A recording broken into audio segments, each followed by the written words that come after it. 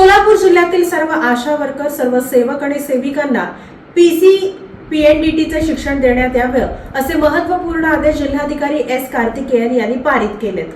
आरोग्य विभागाने ग्रामीण व शहरी भागात PNDT कायद्याची प्रभावी अंमलबजावणी होण्यासाठी सर्व आशा वर्कर, आरोग्य सेवक आणि सेविका यांना या कायद्याचे काटेकोरपणे प्रशिक्षण द्यावे. तसेच आरोग्य विभागाने जिल्हा दक्षता समितीच्या पुढील बैठकीपूर्वी या कायद्यांतर्गत किमान 1 डिकॉय केस तसेच 2 स्टिंग ऑपरेशन करण्याच्या दृष्टीने प्रयत्न करावेत असे निर्देश जिल्हाधिकारी S. कार्तिकेयन यांनी दिले. जिल्हाधिकारी कार्यालयाच्या सभागृहात आयोजित PNDT जिल्हा दक्षता समितीच्या बैठकीत जिल्हाधिकारी कार्तिकेयन मार्गदर्शन करत होते.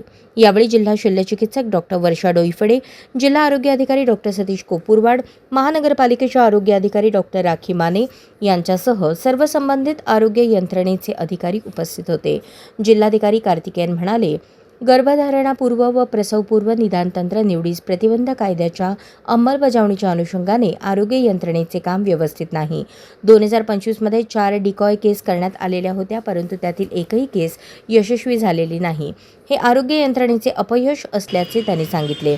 त्यामुळे पुढील बैठकीपूर्वी त्यामध्ये 100% सुधारणा करून 1 डिकॉय आणि 2 स्टिंग ऑपरेशन यशस्वीपणे करावेत असे निर्देश त्यांनी दिले.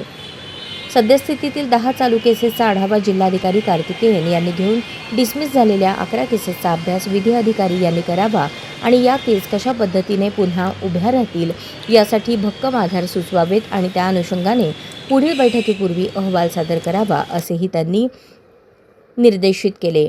जिल्ह्यातील विविध न्यायालयांमध्ये PNDT आणि MTP कायद्यांतर्गत एकूण 50 आरोपींवर खटले सुरू आहेत.